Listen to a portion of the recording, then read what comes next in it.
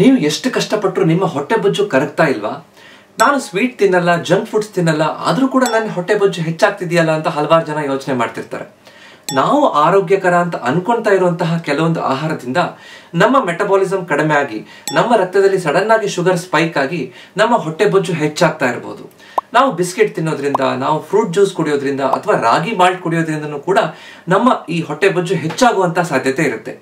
ಯಾವ 7 ಆಹಾರಗಳನ್ನ ನಾವು ಪ್ರತಿನಿತ್ಯ ಉಪಯೋಗಿಸುವಂತಹ ಆಹಾರಗಳನ್ನ ನಾವು ಬಿಟ್ರೆ ನಮ್ಮ ಹೊಟ್ಟೆ ಬೊಜ್ಜನ್ನ ಸರಿಯಾಗಿ ವೈಜ್ಞಾನಿಕ ಹಿನ್ನೆಲೆಯೊಂದಿಗೆ ನಾವು ಕರಗಿಸಬಹುದು ಅನ್ನೋದನ್ನ ಇವತ್ತು ಅರ್ಥ ಮಾಡ್ಕೊಳ್ಳೋಣ. ನಮಸ್ಕಾರ, ನಾನು ನಿಮ್ಮ orthopaedic surgeon doctor Kishan Bhagwat.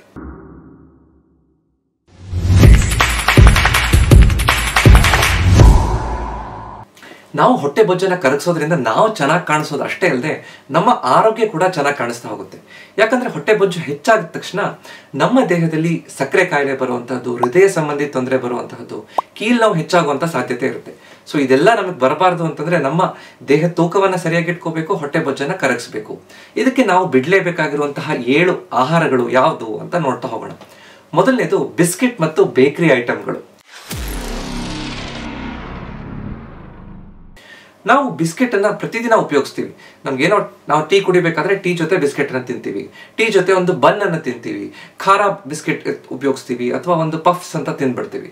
So ಇದೆಲ್ಲ ಬೇಕರಿ ಐಟಮ್ಗಳಲ್ಲೂ, ಬಿಸ್ಕೆಟ್ ಅಲ್ಲಿ, ಬ್ರೆಡ್ ಅಲ್ಲಿ, ನಾವು ಪ್ರತಿದಿನ ಉಪಯೋಗಿಸುವಂತಹ ಬ್ರೆಡ್ ಅಲ್ಲೂ ಕೂಡ ಹಾಕಿರುವಂತಹದ್ದು 3 ಪದಾರ್ಥಗಳು. ಯಾವುದು ಅಂತಂದ್ರೆ ಒಂದು ಮೈದಾ, ಇನ್ನೊಂದು ಹೆಚ್ಚು ನಮಗೆ ಆರೋಗ್ಯಕ್ಕೆ ಹಾನಿಕಾರಕ ಆಗಿರುವಂತಹ ಕೆಲವೊಂದು ಕೊಬ್ಬಿನ ಅಂಶ ಅಂದ್ರೆ ಹೈಡ್ರೋಜನೇಟೆಡ್ ಫ್ಯಾಟ್ಸ್ ಅಥವಾ ಟ್ರಾನ್ಸ್ ಫ್ಯಾಟ್ಸ್ ಅಂತ ಹೇಳ್ತೀವಿ, ಮತ್ತು ಹೆಚ್ಚು ಸಕ್ಕರೆಯನ್ನು ಉಪಯೋಗಿಸಿರ್ತಾರೆ. ಸಕ್ಕರೆ ಬೇರೆ ಬೇರೆ ವಿಧದಲ್ಲಿ ಉಪಯೋಗಿಸಿರ್ತಾರೆ. ಸೊ ಈ ಮೈದಾ, ಟ್ರಾನ್ಸ್ ಫ್ಯಾಟ್ಸ್ ಮತ್ತು ಸಕ್ಕರೆ ಈ 3 ಕೂಡ ನಮ್ಮ ಹೊಟ್ಟೆ ಬೊಜ್ಜನ್ನ ಹೆಚ್ಚು ಮಾಡ್ತಾ ಹೋಗುತ್ತೆ. ಹೇಗೆ ಅಂತ ನೋಡೋಣ. ನಾವು ಬಿಸ್ಕೆಟ್ ಅನ್ನ ಒಂದು ಟೀ ಜೊತೆ ತಿಂದ ತಕ್ಷಣ ಸಡನ್ ಆಗಿ ಆ ಬಿಸ್ಕೆಟ್ ಅಲ್ಲಿ ಇರುವಂತಹ ಮೈದಾ ಏನಿರುತ್ತೋ, ಮೈದಾದಲ್ಲಿ ಯಾವುದೇ ರೀತಿಯಾದಂತಹ ಹೆಚ್ಚು ಪೋಷಕಾಂಶಗಳಿರೋದಿಲ್ಲ. ಅಂದ್ರೆ ಇದು ನೇಕೆಡ್ ಕಾರ್ಬ್ಸ್ ಅಂತ, ಅಂದ್ರೆ ಅದರಲ್ಲಿರುವಂತಹ ಯಾವುದೇ ರೀತಿಯಾದಂತಹ ಫೈಬರ್ ಇರೋದಿಲ್ಲ. ಫೈಬರ್ ಇಲ್ಲ ಅಂದ ತಕ್ಷಣ ನಮ್ಮ ಪಚನ ಕ್ರಿಯೆ ಅದು ಫಾಸ್ಟ್ ಆಗಿ ಆಗ್ಬಿಡುತ್ತೆ, ಮತ್ತೆ ಮತ್ತೆ ನಮ್ಗೆ ಹಶ್ವಾಗುವಂತ ಸಾಧ್ಯತೆ ಇರುತ್ತೆ. ಒಳಗಡೆ ನಮ್ಗೆ ಸಡನ್ ಆಗಿ ಬ್ಲಡ್ ಶುಗರ್ ಸ್ಪೈಕ್ ಆಗ್ಬಿಡುತ್ತೆ. ರಕ್ತದಲ್ಲಿ ಈಗ ನಾವು ಬಿಸ್ಕೆಟ್ ತಿಂದ ತಕ್ಷಣ ಸಡನ್ ಆಗಿ ಬ್ಲಡ್ ಶುಗರ್ ಹೆಚ್ಚಾಯ್ತು ಅಂದ ತಕ್ಷಣ ಹೆಚ್ಚು ಇನ್ಸುಲಿನ್ ಉತ್ಪತ್ತಿ ಆಗುತ್ತೆ, ಅವಾಗ ಮತ್ತೆ ಹೊಟ್ಟೆ ಬೊಜ್ಜು ಹೆಚ್ಚಾಗುವಂತ ಸಾಧ್ಯತೆ ಇರುತ್ತೆ. ಸೊ ಈ ರೀತಿ ಮೈದಾ ಉಪಯೋಗಿಸುವಂತಹ ಯಾವುದೇ ಪದಾರ್ಥ ಆಗಿರ್ಬೋದು, ಬಿಸ್ಕೆಟು, ಈ ಕೇಕ್ ಆಗಿರ್ಬಹುದು, ಈ ಪಫ್ಸ್ ಆಗಿರ್ಬೋದು, ಇದನ್ನೆಲ್ಲ ನಾವು ಕಡಿಮೆ ಮಾಡ್ತಾ ಬರೋದ್ರಿಂದ ಬಹಳ ಒಳ್ಳೇದು, ನಮ್ಮ ಪರಿಣಾಮ ಆರೋಗ್ಯದ ಮೇಲೆ ಆಗ್ತಾ ಹೋಗುತ್ತೆ ಅಂತ ಹೇಳ್ತೀವಿ. ಅದೇ ರೀತಿ ಈ ಬಿಸ್ಕೆಟ್ ಅಲ್ಲಿ ಹಾಕುವಂತಹ ಎಲ್ಲ ಈ ಕೊಬ್ಬಿನಂಶ, ಹೈಡ್ರೋಜನೇಟೆಡ್ ಅಥವಾ ಟ್ರಾನ್ಸ್ ಫ್ಯಾಟ್ಸ್ ಅಂತ ಹೇಳ್ತೀವಿ. ಈ ಟ್ರಾನ್ಸ್ ಫ್ಯಾಟ್ ಹೆಚ್ಚಾಯಿತು ಅಂದ ತಕ್ಷಣ ನಮ್ಮ ದೇಹದಲ್ಲಿ ಈ LDL ಕೊಲೆಸ್ಟ್ರಾಲ್, ಕೆಟ್ಟ ಕೊಲೆಸ್ಟ್ರಾಲ್ ಹೆಚ್ಚಾಗ್ತಾ ಹೋಗುತ್ತೆ. LDL ಕೊಲೆಸ್ಟ್ರಾಲ್ ಹೆಚ್ಚಾಯಿತು ಅಂದ ತಕ್ಷಣ ರಕ್ತನಾಳಗಳಲ್ಲಿ ಈ ಅಥೆರೋಸ್ಕ್ಲೆರೋಸಿಸ್ ಅಂತ ಆಗಿ ಹೃದಯ ಸಂಬಂಧಿ ತೊಂದರೆಗಳಾಗ್ಬಿಡ್ಬಹುದು. ಅದರಿಂದನೂ ಕೂಡ ಹೊಟ್ಟೆ ಬೊಜ್ಜು ಹೆಚ್ಚಾಗ್ತಾ ಹೋಗುವಂತ ಸಾಧ್ಯತೆ ಇರುತ್ತೆ. ಸೊ ಕೆಟ್ಟ ಕೊಲೆಸ್ಟ್ರಾಲ್ ಎಲ್ಲದೂ ಕೂಡ ಈ ಹೆಚ್ಚು ದಿನ ಬಾಳಿಕೆ ಬರಲಿಕ್ಕೆ, ಶೆಲ್ಫ್ ಲೈಫ್ ಅಂತ ಹೇಳ್ತೀವಿ, ಯಾವುದೇ ಒಂದು ಆಹಾರ ಪದಾರ್ಥದ ಶೆಲ್ಫ್ ಲೈಫ್ ಹೆಚ್ಚಿಸ್ಲಿಕ್ಕೆ ಈ ರೀತಿಯಾದಂತಹ ಕೊಬ್ಬಿನಂಶ ಉಪಯೋಗಿಸಲೇಬೇಕಾಗುತ್ತೆ. ಸೊ ಅದನ್ನ ನಾವು ಕಡಿಮೆ ಮಾಡಲಿಕ್ಕೆ ನಾವು ಈ ರೀತಿ ಬೇಕರಿ ಐಟಮ್ಗಳನ್ನ, ಬಿಸ್ಕೆಟ್ಗಳನ್ನ ತಿನ್ನೋದನ್ನ ಕಡಿಮೆ ಮಾಡಬೇಕು. ಅದ್ರ ಜೊತೆಗೆ ಇದರಲ್ಲಿ ಹೆಚ್ಚು ಸಕ್ಕರೆಯನ್ನು ಉಪಯೋಗಿಸ್ತಾರೆ. ಕೇವಲ ನಮಗೆ ಇದು ಶುಗರ್ ಫ್ರೀ ಬಿಸ್ಕೆಟ್ ಅಂತ ಹೇಳಿದ್ರು ಕೂಡ ಅದರಲ್ಲಿ ಹಲವಾರು ಪ್ರಿಸರ್ವೇಟಿವ್ಗಳಿರುತ್ತೆ. ಈ ಎಲ್ಲ ಹಿಡನ್ ಶುಗರ್ಸ್ ಅಂತ ಹೇಳ್ತೀವಿ. ನಮಗೆ ಸಕ್ಕರೆ ಇಲ್ಲದೆ ಇದ್ರೂ ಕೂಡ ಸಕ್ಕರೆ ರೀತಿಯಲ್ಲಿ ಹಲವಾರು ಕೆಲವೊಂದು ಕೆಮಿಕಲ್ಗಳನ್ನು ಉಪಯೋಗಿಸಿರ್ತಾರೆ. ಅದರಿಂದನೂ ಕೂಡ ನಮ್ಮ ದೇಹದಲ್ಲಿ ಕೆಟ್ಟ ಪರಿಣಾಮ ಉಂಟು ಮಾಡುತ್ತೆ. ಸಡನ್ ಆಗಿ ಅದು ನಮ್ಮ ದೇಹದಲ್ಲಿ ಸಕ್ಕರೆ ಹೆಚ್ಚಾದ ತಕ್ಷಣ ಇನ್ಸುಲಿನ್ ಸ್ಪೈಕ್ ಆಗುತ್ತೆ. ಇನ್ಸುಲಿನ್ ಸ್ಪೈಕ್ ಆದ ತಕ್ಷಣ ನಾವು ಹೊಟ್ಟೆ ಬೊಜ್ಜನ್ನ ಕರಗಿಸೋದು ಬಿಟ್ಟು ದೇಹ ಮತ್ತೆ ಹೊಟ್ಟೆ ಬೊಜ್ಜನ್ನ ಹೆಚ್ಚು ಹೆಚ್ಚು ಸ್ಟೋರ್ ಮಾಡ್ತಾ ಹೋಗುತ್ತೆ. ಸೊ ಇದರಿಂದ ನಮ್ಗೆ ಅಡ್ಡ ಪರಿಣಾಮ ಆಗುತ್ತೆ. ಸೊ ನೆಕ್ಸ್ಟ್ ಟೈಮ್ ನೀವು ಟೀ, ಕಾಫಿ ಕುಡಿಬೇಕಾದ್ರೆ ಬಿಸ್ಕೆಟ್ ತಿನ್ಬೇಕಾ ಅಥವಾ ಬೇರೆ ಏನ್ ತಿನ್ಬೇಕು ಅನ್ನೋದನ್ನ ನಾವು ಯೋಚನೆ ಮಾಡಬೇಕು. ಬಿಸ್ಕೆಟ್ ಬದಲು ನಾವು ಒಂದು ಮುಷ್ಟಿ ಡ್ರೈ ಫ್ರೂಟ್ಸ್ ಅನ್ನ ತಿನ್ನುವಂಥದ್ದನ್ನ ಇಟ್ಕೋಬಹುದು, ಅಥವಾ ನಮ್ಮ ಮನೆಯಲ್ಲೇ ಮಾಡಿರುವಂತಹ ಕೆಲವೊಂದು ಸಿರಿಧಾನ್ಯಗಳನ್ನ ಉಪಯೋಗಿಸಿ, ಅಂದ್ರೆ ಈಗ ರಾಗಿ ರೊಟ್ಟಿಯನ್ನ ತಿನ್ಬಹುದು, ಅಥವಾ ಒಂದು ಮನೆಯಲ್ಲೇ ಮಾಡಿರುವಂತಹ ನಿಪ್ಪಟ್ಟು ಅಥವಾ ಚಕ್ಲಿ, ನಾವು ಹೆಚ್ಚು ಎಣ್ಣೆಯನ್ನು ಉಪಯೋಗಿಸದೆ ಮಾಡಿರುವಂತಹ ಈ ರೀತಿ ಕೆಲವೊಂದು ಸ್ನಾಕ್ಸ್ ಗಳನ್ನ ಮಾಡಿಕೊಂಡು ಅದನ್ನು ಉಪಯೋಗಿಸೋದ್ರಿಂದ ನಮ್ಮ ಆರೋಗ್ಯಕ್ಕೆ ಇನ್ನಷ್ಟು ಒಳ್ಳೇದಾಗ್ತಾ ಹೋಗುತ್ತೆ. ಎರಡನೇದು ಫ್ರೂಟ್ ಜ್ಯೂಸಸ್, ಹಣ್ಣಿನ ರಸ. ಹಲವಾರು ಜನ ಹೇಳ್ತಿರ್ತಾರೆ, ನಾನು ಊಟ ಬಿಟ್ಬಿಟ್ಟಿದ್ದೀನಿ, ಕೇವಲ ಜ್ಯೂಸ್ ಕುಡಿದ್ಬಿಡ್ತೀನಿ ರಾತ್ರಿ ಅಂತ ಹೇಳಿ. ಇನ್ ಕೆಲವೊಬ್ರು, ನಾನು ಜಿಮ್ ಮಾಡ್ಕೊಂಡು ಅಥವಾ ವಾಕಿಂಗ್ ಮಾಡಿ ಎಕ್ಸರ್ಸೈಸ್ ಮಾಡಿ ಬಂದ ತಕ್ಷಣ ನನಗೆ ಶಕ್ತಿ ಬೇಕು ಅಂತ ಒಂದು ಫ್ರೂಟ್ ಜ್ಯೂಸ್ ಕುಡಿದ್ಬಿಡ್ತೀನಿ. ಅಂಗಡಿಯಲ್ಲಿ ಹಲವಾರು ಫ್ರೂಟ್ ಜ್ಯೂಸಸ್ ಸಿಗುತ್ತೆ. 100% ಫ್ರೂಟ್ ಜ್ಯೂಸ್ ಅಂತಾನೂ ಇರುತ್ತೆ. ಎಲ್ಲ ಫ್ರೂಟ್ ಜ್ಯೂಸ್ಗಳಲ್ಲೂ ಕೂಡ ಯಾವುದೇ ರೀತಿಯಾದಂತಹ ನಾರಿನಂಶ ಇರೋದಿಲ್ಲ. ಸೊ ನಾರಿನಂಶ ಇಲ್ಲ ಅಂದ ತಕ್ಷಣ ನಮ್ಮ ಪಚನ ಕ್ರಿಯೆಯಲ್ಲಿ ನಮ್ಮ ಆ ಹಣ್ಣಿನಲ್ಲಿರುವಂತಹ ಹಲವಾರು ಪೋಷಕಾಂಶಗಳು, ಅದರಲ್ಲಿ ಬಹಳಷ್ಟು ವಿಟಮಿನ್ಗಳಿರುತ್ತೆ, ಬಹಳಷ್ಟು ಖನಿಜಾಂಶಗಳಿರುತ್ತೆ. ಅದೇ ರೀತಿ ಎಲ್ಲಾ ಪೋಷಕಾಂಶಗಳು ನಮ್ಮ ದೇಹಕ್ಕೆ ಉಪಯೋಗ ಆಗಬೇಕು ಅಂತಂದ್ರೆ ಆ ಫ್ರೂಟ್ ಜ್ಯೂಸ್ ಬದಲು ನಾವು ಇಡೀ ಹಣ್ಣನ್ನು ತಿನ್ನುವಂಥದ್ದು ಬಹಳ ಆರೋಗ್ಯಕ್ಕೆ ಒಳ್ಳೆಯದು. ಅದರಿಂದ ಕೂಡ ನಮ್ಮ ಈ ಹೊಟ್ಟೆ ಬೊಜ್ಜನ್ನು ಕರಗಿಸಲಿಕ್ಕೆ ಅನುಕೂಲ ಆಗ್ತಾ ಹೋಗುತ್ತೆ. ಈ ಫೈಬರ್ ಇಲ್ಲ ಅಂದ ತಕ್ಷಣ ನಮ್ಮ ಸಡನ್ ಆಗಿ ಈ ಬ್ಲಡ್ ಶುಗರ್ ಸ್ಪೈಕ್ ಆಗ್ಬಿಡುತ್ತೆ, ರಕ್ತದಲ್ಲಿ ಸಕ್ಕರೆ ಪ್ರಮಾಣ ಹೆಚ್ಚಾಗುತ್ತೆ, ಇನ್ಸುಲಿನ್ ಹೆಚ್ಚಾಗುತ್ತೆ, ಹೊಟ್ಟೆ ಬೊಜ್ಜು ಬಂದ್ಬಿಡುತ್ತೆ. ಸೊ ಇದರಿಂದ ನಮ್ಮ ಆರೋಗ್ಯಕ್ಕೆ ಹಾನಿ ಆಗ್ತಾ ಹೋಗುತ್ತೆ. ಅದರ ಜೊತೆಗೆ ಈ ಫ್ರೂಟ್ ಜ್ಯೂಸ್ ಅಲ್ಲಿ ಎಲ್ಲದರಲ್ಲೂ ಸಕ್ಕರೆ ಹೆಚ್ಚು ಆಡ್ ಮಾಡಿರ್ತಾರೆ ಅಥವಾ ಬೇರೆ ಪ್ರಿಸರ್ವೇಟಿವ್ಗಳನ್ನ ಆಡ್ ಮಾಡಿರ್ತಾರೆ. ಈ ಫ್ರೂಟ್ ಜ್ಯೂಸ್ ಅಂತ ನಾವೇನು ಅಂಗಡಿಯಲ್ಲಿ ತಗೋತೀವೋ ಅದನ್ನ ಕುಡಿಯೋದ್ರಿಂದ ಅದು ಈವನ್ 100% ಫ್ರೂಟ್ ಜ್ಯೂಸ್ ಆದ್ರೂ ಕೂಡ ಅದರಲ್ಲಿ ಹಲವಾರು ಪ್ರಿಸರ್ವೇಟಿವ್ಗಳನ್ನ ಆಡ್ ಮಾಡಿರ್ತಾರೆ. ಈ ಪ್ರಿಸರ್ವೇಟಿವ್ಗಳಿಂದ ಏನಾಗುತ್ತೆ, ಅದರ ಶೆಲ್ಫ್ ಲೈಫ್ ಹೆಚ್ಚಾಗ್ತಾ ಹೋಗುತ್ತೆ. ಹೆಚ್ಚು ದಿನ ನಾವು ಅದನ್ನ ಇಟ್ಕೊಂಡು ಫ್ರಿಡ್ಜಲ್ಲಿ ಇಟ್ಕೊಂಡು ಕುಡಿಬಹುದು ಅಂತ ಹೇಳ್ತಾರೆ. ಆದ್ರೆ ಆ ಎಲ್ಲಾ ಪ್ರಿಸರ್ವೇಟಿವ್ಗಳಲ್ಲೂ ಕೂಡ ನಮ್ಮ ಗಟ್ ಹೆಲ್ತ್ ಅಂದ್ರೆ ನಮ್ಮ ಈ ಕರಳಿನ ಆರೋಗ್ಯವನ್ನ ಹದಗೆಡಿಸುವಂತಹ ಕೆಲವೊಂದು ಕೆಮಿಕಲ್ಗಳಿರುತ್ತೆ. ಗಟ್ ಹೆಲ್ತ್ ಅಂದ್ರೆ ನಮ್ಮ ಆ ಕರಳಲ್ಲಿ ಹಲವಾರು ಒಳ್ಳೆಯ ಗುಡ್ ಗಟ್ ಬ್ಯಾಕ್ಟೀರಿಯಾಗಳು ಬೇಕು ನಮ್ಮ ಆರೋಗ್ಯ ಚೆನ್ನಾಗಿ ಇಟ್ಕೋಬೇಕು ಅಂತಂದ್ರೆ, ಅದನ್ನ ಹಾಳು ಮಾಡುತ್ತೆ.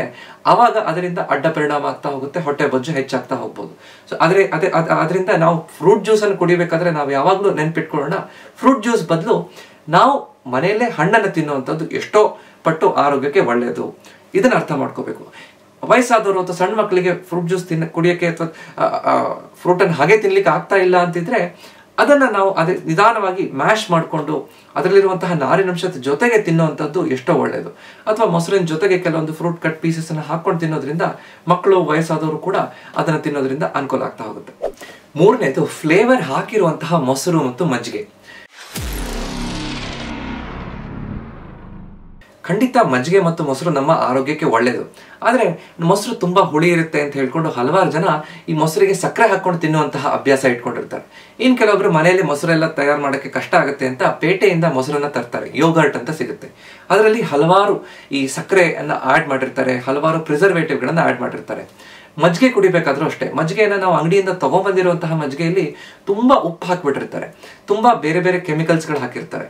ಅದರಿಂದ ನಮ್ಗೆ ಅಡ್ಡ ಪರಿಣಾಮ ಆಗುತ್ತೆ, ಹೊಟ್ಟೆ ಬೊಜ್ಜು ಹೆಚ್ಚಾಗಬಹುದು. ಸೊ ಈ ಸಕ್ಕರೆ ಹಾಕೊಂಡು ಮೊಸರನ್ನ ತಿನ್ನುವಂಥದ್ದನ್ನ ಬಿಟ್ಟು ಮನೇಲೆ ನಾವು ಮೊಸರನ್ನ ತಿನ್ಬಹುದು. ಅಥವಾ ಈ ಮಜ್ಜಿಗೆ ಮಾಡ್ಕೊಂಡು ನನಗೆ ಅದು ಕುಡಿಯೋಕೆ ಕಷ್ಟ ಆಗುತ್ತೆ, ಅದಕ್ಕೆಲ್ಲ ಬೇರೆ ಬೇರೆ ಈ ಮಸಾಲ ಎಲ್ಲ ಹಾಕೋಬೇಕು ಅಂತಿದ್ರೆ ಸಹಜವಾಗಿ ನೈಸರ್ಗಿಕವಾಗಿ ಮನೇಲೆ ಸಿಗುವಂತಹ ಮಸಾಲೆಗಳನ್ನು ಉಪಯೋಗಿಸ್ಬೇಕು. ಉಪ್ಪನ್ನ ಕಡಿಮೆ ಮಾಡಬೇಕು. ಮನೆಯಲ್ಲೇ ಸಿಗುವಂತಹ ಈ ಜೀರಿಗೆ, ಈ ಶುಂಠಿಯನ್ನು ಹಾಕೊಂಡು ಅಥವಾ ಸ್ವಲ್ಪ ಕಲ್ಲುಪ್ಪನ್ನು ಮಾತ್ರ ಹಾಕೊಂಡು ಕುಡಿಯೋದ್ರಿಂದ ನಮ್ಮ ಆರೋಗ್ಯಕ್ಕೆ ಅನುಕೂಲ ಆಗ್ತಾ ಹೋಗುತ್ತೆ. ಸೊ ಈ ಮೊಸರನ್ನ ಹಾಗೆ ನಾವು ಕೆಲವೊಂದು ನಮ್ಗೆ ಸ್ವೀಟ್ ಆಗಿರುವಂತಹದ್ದು ಇಷ್ಟ ಅಂತಂದ್ರೆ ಫ್ರೂಟ್ಸ್ಗಳನ್ನ ಕೆಲವೊಂದು ಕಟ್ ಮಾಡ್ಕೊಂಡು ಮೊಸರಿನ ಜೊತೆ ತಿನ್ನೋದ್ರಿಂದ ಅನುಕೂಲ ಆಗುತ್ತೆ. ಸೊ ಪೇಟೆಯಲ್ಲಿ ಸಿಗುವಂತಹ ಈ ಮೊಸರು ಅಥವಾ ಈ ಲಸ್ಸಿ ಅಂತ ನಾವೇನು ಹೇಳ್ತೀವಿ ಅದನ್ನ ಕುಡಿಯೋದ್ರ ಬದಲು ಮನೆಯಲ್ಲೇ ಮಾಡಿರುವಂತಹ ಮೊಸರನ್ನ ಮತ್ತು ಮಜ್ಜಿಗೆಯನ್ನ ಕುಡಿಯೋದು ಒಳ್ಳೆಯದು. ನಾಲ್ಕನೇದು ಹೋಟೆಲ್ ಅಲ್ಲಿ ಮಾಡಿರುವಂತಹದ್ದು ಅಥವಾ ಪ್ಯಾಕ್ ಮಾಡಿರುವಂತಹ ಇನ್ಸ್ಟೆಂಟ್ ಆಹಾರಗಳು. ಬಿಸಿಬೇಳೆ ಬಾತ್ ಅಥವಾ ಖಾರ ಬಾತ್ ಅಂತ ನಾವೇನ್ ತಿಂತೀವಿ ಅದು. ನಾನು ಮೊನ್ನೆ ಒಬ್ರು ಪೇಷಂಟ್ ನನ್ನ ಹತ್ರ ಬಂದಿದ್ರು, ಡಾಕ್ಟರ್ ಎಷ್ಟು ಕಷ್ಟಪಟ್ಟರು ನನ್ನ ಹೊಟ್ಟೆ ಬೊಜ್ಜು ಕರಗ್ತಾ ಇಲ್ಲ, ನಮ್ಗೆ ಮನೇಲಿ ಅಡುಗೆ ಮಾಡಕ್ ಟೈಮ್ ಇಲ್ಲ, ನಾವು ಹೋಟೆಲಿಂದ ತಿಂಡಿ ತಿಂತೀವಿ ಅಂತ. ಏನ್ ಹೋಟೆಲಿಂದ ತಿಂಡಿ ತರಿಸ್ತೀರಿ ಅಂತ ಕೇಳಿದ ತಕ್ಷಣ ನಾವು ಬಿಸಿಬೇಳೆ ಬಾತ್ ತರಿಸ್ತೀವಿ, ಬಿಸಿಬೇಳೆ ಬಾತಲ್ಲಿ ಎಷ್ಟೊಂದು ತರಕಾರಿಗಳಿರುತ್ತೆ, ಎಷ್ಟೊಂದು ಬೇಳೆ ಇರುತ್ತೆ ಅಂತ. ಆದ್ರೆ ವಿಚಾರ ಮಾಡಿ ನೋಡಿದಾಗ ಆ ಬಿಸಿಬೇಳೆ ಬಾತಲ್ಲಿ ನಾವು ಎಷ್ಟು ಆರೋಗ್ಯಕ್ಕೆ ಒಳ್ಳೆಯ ಅಂಶ ಇರುತ್ತೆ, ಎಷ್ಟು ಕೆಟ್ಟ ಅಂಶ ಇರುತ್ತೆ ಅಂತ ನೋಡೋಣ. ಈ ಬಿಸಿಬೇಳೆ ಬಾತ್ ಅಂತ ಏನ್ ನಾವು ಹೋಟೆಲಿಂದ ತರ್ತೀವೋ ಅದರಲ್ಲಿ ವೈಟ್ ರೈಸ್, ಬಿಳಿ ಅನ್ನವನ್ನ ಉಪಯೋಗಿಸಿರ್ತಾರೆ. ಅದರಲ್ಲಿ ಸಡನ್ ಆಗಿ ಈ ಬ್ಲಡ್ ಶುಗರ್ನ ಹೆಚ್ಚು ಮಾಡುವಂತಹ ಅಂಶ ಇರುತ್ತೆ. ಅದ್ರ ಜೊತೆಗೆ ಅದರಲ್ಲಿ ಉಪಯೋಗಿಸಿರುವಂತಹ ಎಣ್ಣೆ ಏನು ಉಪಯೋಗಿಸಿರ್ತಾರೋ ಅದು ಆರೋಗ್ಯಕ್ಕೆ ಎಷ್ಟು ಒಳ್ಳೆಯದು ಅಂತ ನಮ್ಗೆ ಗೊತ್ತಿರಲ್ಲ. ರಿಫೈನ್ಡ್ ಆಯಿಲ್ಸ್ ಅನ್ನು ಉಪಯೋಗಿಸಿರ್ತಾರೆ. ಈ ರೀತಿ ರಿಫೈನ್ಡ್ ಎಣ್ಣೆಯನ್ನು ಉಪಯೋಗಿಸೋದ್ರಿಂದ ನಮ್ಮ ಹೊಟ್ಟೆ ಬೊಜ್ಜು ಹೆಚ್ಚಾಗುತ್ತೆ, ನಮ್ಮ ಆರೋಗ್ಯಕ್ಕೆ ಹೆಚ್ಚು ಹಾನಿ ಆಗ್ತಾ ಹೋಗುತ್ತೆ. ಮತ್ತು ಈ ರೆಡಿ ಮಿಕ್ಸ್ ಅಂತ ನಮ್ಗೆ ಟೈಮ್ ಇಲ್ಲ ಅಂತ ನಾವು ಜಸ್ಟ್ ಬಿಸಿನೀರು ಹಾಕೊಂಡು ಮಿಕ್ಸ್ ಮಾಡ್ಕೊಂಡು ತಿನ್ನುವಂತ ಆಹಾರಗಳು ಈಗ ಪೇಟೆಯಲ್ಲಿ ಸಿಗುತ್ತೆ, ರೆಡಿ ಟು ಈಟ್ ಅಂತ. ಈ ರೀತಿ ಆಹಾರಗಳಲ್ಲೂ ಪ್ರಿಸರ್ವೇಟಿವ್ಸ್ ಗಳನ್ನು ಉಪಯೋಗಿಸಿರ್ತಾರೆ. ಅದರಲ್ಲೂ ಕೂಡ ಕೊಬ್ಬಿನಂಶ ಅದರ ಶೆಲ್ಫ್ ಲೈಫ್ ಅನ್ನು ಹೆಚ್ಚು ಮಾಡಲಿಕ್ಕೆ ಕೆಲವೊಂದು ಆರೋಗ್ಯಕ್ಕೆ ಹಾನಿಕರ ಕೊಬ್ಬಿನಂಶವನ್ನು ಉಪಯೋಗಿಸಿರ್ತಾರೆ. ಸೊ ಅದನ್ನ ನಾವು ಸರಿಯಾಗಿ ಅರ್ಥ ಮಾಡ್ಕೊಂಡು ಈ ರೀತಿಯಾಗಿ ಆಹಾರ ತಗೊಳ್ಳೋದಕ್ಕಿಂತ ಮನೆಯಲ್ಲೇ ನಾವು ತಯಾರಿ ಮಾಡಿರುವಂತಹ ಆಹಾರವನ್ನ ತಿನ್ನೋದು ಎಷ್ಟೋ ಒಳ್ಳೆಯದು. ಮನೇಲೆ ನಾವು ಬಿಸಿಬೇಳೆ ಬಾತ್ ಮಾಡ್ತೀವಿ ಅಂತಂದ್ರೆ ಈ ಪಾಲಿಶ್ ಮಾಡದೇ ಇರುವಂತಹ ಅಕ್ಕಿ ಅನ್ನವನ್ನು ಉಪಯೋಗಿಸಬಹುದು, ಅಥವಾ ಸಿರಿಧಾನ್ಯಗಳನ್ನು ಉಪಯೋಗಿಸಿ ಮಾಡಬಹುದು, ಹೆಚ್ಚು ತರಕಾರಿಗಳನ್ನ ಬೇಳೆಗಳನ್ನು ಹಾಕಬಹುದು, ನಮ್ಮ ಆರೋಗ್ಯಕ್ಕೆ ಒಳ್ಳೆಯ ಎಣ್ಣೆಗಳನ್ನು ಉಪಯೋಗಿಸಬಹುದು. ಸೊ ಈ ರೀತಿಯಾಗಿ ನಾವು ಯೋಚನೆ ಮಾಡುವಂತದ್ದನ್ನ ಕಲಿಬೇಕು. 5ನೇದು ಸ್ವೀಟ್ ಆಗಿರುವಂತಹ ರಾಗಿ ಮಾಲ್ಟ್ ಮತ್ತು ಎನರ್ಜಿ ಡ್ರಿಂಕ್ಗಳು. ನನ್ನ ಪರಿಚಯದವರ ಮೊನ್ನೆ ಒಬ್ರು ಸಿಕ್ಕಿದ್ರು. ಸರ್, ನಿಮ್ಮ ವಿಡಿಯೋ ನೋಡಿದ ನಂತರ ನನಗೆ ರಾಗಿ ಬಹಳ ಒಳ್ಳೇದು ಅಂತ ಗೊತ್ತಾಯ್ತು, ಅದಕ್ಕೋಸ್ಕರ ನಾನು ರಾಗಿ ಮಾಲ್ಟ್ ಅನ್ನ ರಾತ್ರಿ 2 ಲೋಟ ಕುಡಿತೀನಿ ಅಂತ. ಹೇಗೆ ಕುಡಿತೀರಿ, ರಾಗಿ ಮಾಲ್ಟ್ ಹೇಗೆ ಮಾಡ್ತೀರಿ ಅಂತ ಕೇಳಿದ್ರೆ, ರಾಗಿ ಮಾಲ್ಟ್ ಜೊತೆಗೆ 1 ಚಮಚ ಸಕ್ಕರೆ ಹಾಕ್ತೀನಿ. ಮುಂಚೆ ಸಕ್ಕರೆ ಹಾಕ್ತಿದ್ದೆ, ಈಗ ಬೆಲ್ಲ ಒಳ್ಳೇದು ಅಂತ ಹೇಳಿ ಬೆಲ್ಲನೂ ಮಿಕ್ಸ್ ಮಾಡ್ಕೊಂಡು ಕುಡಿತಾ ಇದ್ದೀನಿ, ನನಗೆ ಒಳ್ಳೆ ಎನರ್ಜಿ ಸಿಗುತ್ತೆ ರಾತ್ರಿ ಅಂತ ಹೇಳ್ತಾರೆ. ಆದ್ರೆ ಇದು ನಾವು ಎಷ್ಟು ಸರಿ ಅಂತ ನೋಡ್ಕೊಳ್ಳೋಣ. ಅಂದ್ರೆ ಈ ಸಕ್ಕರೆ ಹಾಕೊಂಡಿರುವಂತಹ ರಾಗಿ ಮಾಲ್ಟ್ ಕುಡಿಯೋದ್ರಿಂದ ಎಷ್ಟು ಕ್ಯಾಲರಿಗಳು ಹೆಚ್ಚಾಗ್ತಾ ಇದೆ ಅಂತ. ಅಂದ್ರೆ ಈ ಸಕ್ಕರೆ ಯಾವುದೇ ಆಹಾರಕ್ಕೆ ಹಾಕಿದ ತಕ್ಷಣ ಸಡನ್ ಆಗಿ ಅದರ ಕ್ಯಾಲರಿ ಕೌಂಟ್ ಹೆಚ್ಚಾಗ್ಬಿಡುತ್ತೆ. ಸೊ ರಾಗಿಯ ಎಷ್ಟು ಒಳ್ಳೆ ಗುಣಗಳಿರುತ್ತೋ ಅದನ್ನ ಹೇಗೆ ನಾವು ಅದನ್ನ ತಯಾರು ಮಾಡ್ತೀವಿ ಅನ್ನೋಂಥದ್ದು ಬಹಳ ಮುಖ್ಯ. ಸೊ ರಾಗಿ ಅಂಬ್ಲಿ ಅಂತ ನಾವೇನ್ ಮಾಡ್ತೀವಿ, ನಮ್ಮ ಊರ್ ಕಡೆಯಲ್ಲಿ ರಾಗಿ ಅಂಬ್ಲಿ ಅಂತ ನಾವು ಸ್ವಲ್ಪ ಮಜ್ಜಿಗೆ ಹಾಕಿ, ಸ್ವಲ್ಪ ಉಪ್ಪು, ಅದಕ್ಕೆ ಸ್ವಲ್ಪ ಮಸಾಲ ಹಾಕೊಂಡು ಏನು ಈ ರಾಗಿ ಅಂಬ್ಲಿ ಮಾಡ್ತೀವೋ ಅದರಿಂದ ನಮ್ಗೆ ಹೆಚ್ಚು ಆರೋಗ್ಯಕ್ಕೆ ಒಳ್ಳೇದಾಗ್ತಾ ಹೋಗುತ್ತೆ. ಸೊ ಅದೇ ರೀತಿ ಎನರ್ಜಿ ಡ್ರಿಂಕ್ ಗಳನ್ನ ಹಲವಾರು ಜನ ಕುಡಿತಾರೆ. ಈ ನನ್ಗೆ ಎನರ್ಜಿ ಬೇಕು ಅಂತ, ಅದರಲ್ಲೆಲ್ಲ ಆಡೆಡ್ ಶುಗರ್ ಇರುತ್ತೆ, ತುಂಬಾ ಹೈ ಕಾನ್ಸಂಟ್ರೇಟೆಡ್ ಈ ಸೋಡಾ ಮಿಶ್ರಿತ ಎಲ್ಲ ಪಾನೀಯಗಳಲ್ಲೂ ಕೂಡ ಈ ಕ್ಯಾಲರಿ ಕೌಂಟ್ ಬಹಳ ಜಾಸ್ತಿ ಇರುತ್ತೆ. ಸೊ ಅದನ್ನ ನಾವು ಕುಡಿಬೇಕಾದ್ರೆ ಬಹಳ ಯೋಚನೆ ಮಾಡ್ಕೊಂಡು ಅದನ್ನ ಬಿಟ್ಬಿಡೋದು ಒಳ್ಳೇದು. ಯಾವಾಗೋ ಒಂದಿನ ಕುಡಿದ್ರೆ ಪರವಾಗಿಲ್ಲ, ಪ್ರತಿ ವಾರಕ್ಕೊಂದ್ಸಲ, 2 ಸಲ, 4 ಸಲ ಈ ರೀತಿ ಕುಡಿಯುವಂತಹ ಅಭ್ಯಾಸ ಇರೋರೆಲ್ಲರೂ ಬಿಡೋದ್ರಿಂದ ಅವರ ಹೊಟ್ಟೆ ಭೋಜನ ಕರಗಿಸ್ಲಿಕ್ಕೆ ಅನುಕೂಲ ಆಗ್ತಾ ಹೋಗುತ್ತೆ. 6ನೇದು, ರಾತ್ರಿ ಹೊತ್ತು ಹೆಚ್ಚು ಅನ್ನ ತಿನ್ನುವಂತಹದ್ದು. ಯಾರನ್ನಾದ್ರೂ ನೀವು ಊಟ ಏನ್ ಮಾಡ್ತೀರಿ ಅಂತ ಕೇಳಿದ ತಕ್ಷಣ ಅವರು ಅನ್ನ ಸಾಂಬಾರ್ ಅಥವಾ ಅನ್ನ ಸಾರು ಅಂತ ಹೇಳ್ತಾರೆ. ಅದು ರಾತ್ರಿ ಹೊತ್ತು ನಾವು ಹೆಚ್ಚು ಬಿಳಿ ಅನ್ನವನ್ನ ತಿನ್ನುವಂಥದ್ದು, ಅಂದ್ರೆ ಹೆಚ್ಚು ಪಾಲಿಶ್ ಮಾಡಿರುವಂತಹ ಬಿಳಿ ಅನ್ನ ತಿನ್ನೋದ್ರಿಂದ ನಮ್ಮ ಹೊಟ್ಟೆ ಬೊಜ್ಜನ್ನ ಕರಗಿಸ್ಲಿಕ್ಕೆ ಕಷ್ಟ ಆಗ್ತಾ ಹೋಗುತ್ತೆ, ಹೊಟ್ಟೆ ಬೊಜ್ಜು ಇನ್ನಷ್ಟು ಹೆಚ್ಚಾಗ್ತಾ ಹೋಗುತ್ತೆ. ಹೇಗೆ ಅಂತ ನೋಡೋಣ. ಈ ಬಿಳಿ ಅನ್ನ ಅಥವಾ ಪಾಲಿಶ್ ಮಾಡಿರುವಂತಹ ಅಕ್ಕಿಯಲ್ಲಿ ಹೆಚ್ಚು ನೇಕೆಡ್ ಕಾರ್ಬ್ಸ್ ಇರುತ್ತೆ, ಅಂದ್ರೆ ಅದ್ರಲ್ಲಿ ಬೇರೆ ಫೈಬರ್ ಅಥವಾ ನಮ್ಮ ನಾರಿನಂಶ ಇರೋದಿಲ್ಲ. ಇದರಿಂದ ಸಡನ್ ಆಗಿ ಶುಗರ್ ಸ್ಪೈಕ್ ಆಗುತ್ತೆ, ಅದರಲ್ಲಿ ಹೊಟ್ಟೆ ಬೊಜ್ಜು ಹೆಚ್ಚಾಗ್ತಾ ಹೋಗುತ್ತೆ. ಮತ್ತು ಈ ಕೇವಲ ನಾವು ಹೆಚ್ಚು ಅನ್ನ ತಿನ್ನೋದ್ರಿಂದ ಅಥವಾ ಅನ್ನಕ್ಕೆ ಕೇವಲ ಸಾರು ಹಾಕೊಂಡು ಅಥವಾ ಸಾಂಬಾರ್ ಹಾಕೊಂಡು ತಿನ್ನೋದ್ರಿಂದ ನಮ್ಮ ಆಹಾರದಲ್ಲಿ ಹೆಚ್ಚು ಪ್ರೋಟೀನ್ ಇರೋದಿಲ್ಲ, ನಮ್ಮ ಆಹಾರದಲ್ಲಿ ಹೆಚ್ಚು ಬೇರೆ ನಾರಿನಂಶ ಇರೋದಿಲ್ಲ. ಸೊ ಈ ರೀತಿ ತಿಂದ ತಕ್ಷಣ ಸಡನ್ ಆಗಿ ನಮ್ಮ ಹೊಟ್ಟೆ ಬೊಜ್ಜು ಹೆಚ್ಚಾಗ್ತಾ ಹೋಗುತ್ತೆ.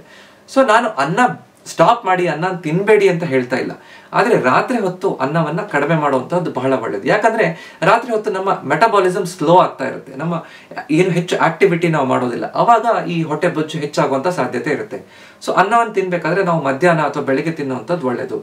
ರಾತ್ರಿ ಹೊತ್ತು ಅನ್ನ ಬಿಟ್ರೆ ಒಳ್ಳೇದು, ಅಥವಾ ಸ್ವಲ್ಪ ಪ್ರಮಾಣದಲ್ಲಿ ಮಾತ್ರ ಅನ್ನ ತಿನ್ಬೇಕು. ಅನ್ನ ತಿನ್ಬೇಕಾದ್ರೂ ಪಾಲಿಶ್ ಮಾಡದೇ ಇರುವಂತಹ ಅಕ್ಕಿಯಿಂದ ಅಥವಾ ಕೆಂಪಕ್ಕಿಯಿಂದ ತಿನ್ನುವಂತಹದ್ದು, ಕುಚಲಕ್ಕಿಯಿಂದ ತಿನ್ನುವಂತಹದ್ದು ಒಳ್ಳೇದು, ಅಥವಾ ನವಣೆ ಅಕ್ಕಿ ಅಥವಾ ಸಿರಿಧಾನ್ಯಗಳನ್ನು ಉಪಯೋಗಿಸುವಂತಹದ್ದು ಒಳ್ಳೇದು. ಅದರ ಜೊತೆಗೆ ನಾವು ಪ್ರೋಟೀನ್ ಹೆಚ್ಚಿರುವಂತಹ ಆಹಾರ ಪದಾರ್ಥಗಳನ್ನು ಸೇರಿಸ್ಕೋಬೇಕು. ಪ್ರೋಟೀನ್ ಇರುವಂತಹ ಆಹಾರ ಮತ್ತು ಹೆಚ್ಚು ನಾರಿನಂಶ, ಅಂದ್ರೆ ಹೆಚ್ಚು ತರಕಾರಿಗಳನ್ನ ಜೊತೆಗೆ ತಿನ್ನೋದ್ರಿಂದ, ಹಣ್ಣುಗಳನ್ನ ತಿನ್ನೋದ್ರಿಂದ ನಮ್ಮ ಈ ಸಡನ್ ಆಗಿ ಬ್ಲಡ್ ಶುಗರ್ ಸ್ಪೈಕ್ ಜಾಸ್ತಿ ಆಗುವಂಥದ್ದನ್ನ ನಾವು ಕಡಿಮೆ ಮಾಡಬಹುದು. ಸೊ ಇದನ್ನ ಅರ್ಥ ಮಾಡ್ಕೋಬೇಕು. ಅನ್ನ ಬಿಡಬೇಕು ಅಂತಲ್ಲ, ಬಟ್ ಅನ್ನದ ಪ್ರಮಾಣವನ್ನು ಕಡಿಮೆ ಮಾಡಬೇಕು, ಯಾವ ರೀತಿಯಾದಂತಹ ಅನ್ನ ತಿನ್ಬೇಕು ಅನ್ನುವಂಥದ್ದು ಬಹಳ ಮುಖ್ಯ.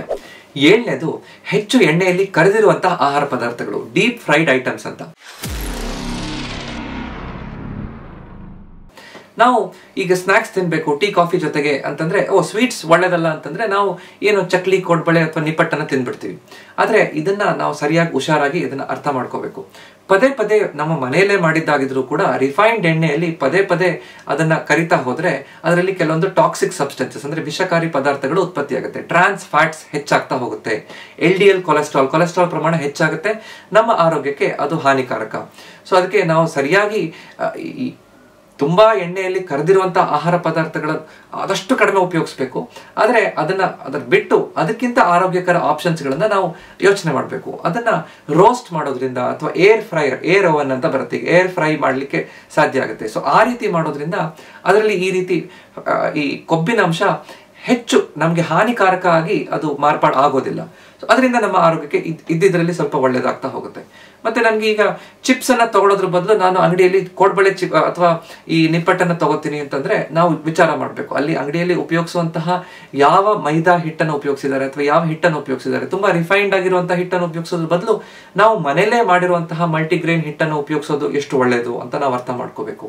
ಅಂಗಡಿಯಲ್ಲಿ ಮಾಡಿರುವಂತಹ ಚಕ್ಲಿಯನ್ನ ತಗೊಳ್ಳೋದ್ರ ಬದಲು ನಾವು ಮನೇಲೇ ಮಾಡಿರುವಂತಹ ಒಳ್ಳೆ ಎಣ್ಣೆ ಅಥವಾ ಒಳ್ಳೆ ಕೊಬ್ಬಿನಾಂಶವನ್ನ ನಾವು ಮನೇಲಿ ಉಪಯೋಗಿಸೋದ್ರಿಂದ ನಮ್ಗೆ ಎಷ್ಟು ಒಳ್ಳೇದಾಗುತ್ತೆ ಅಂತ ಯೋಚನೆ ಮಾಡ್ಬೇಕು.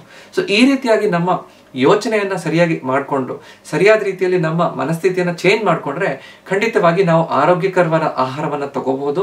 ಖುಷಿಯಿಂದ ರುಚಿಕರ ಆಹಾರವನ್ನ ತಗೊಂಡು ಕೂಡ ನಾವು ಹೊಟ್ಟೆ ಭೋಜನ ಕರಗಿಸ್ಲಿಕ್ಕೆ ಸಾಧ್ಯ ಆಗುತ್ತೆ. ಕೇವಲ ಇದಿಷ್ಟು 7 ಆಹಾರಗಳನ್ನ ಬಿಡೋದ್ರಿಂದ ನಮ್ಗೆ ಅನುಕೂಲ ಆಗುತ್ತಾ? ಖಂಡಿತ ಅಲ್ಲ.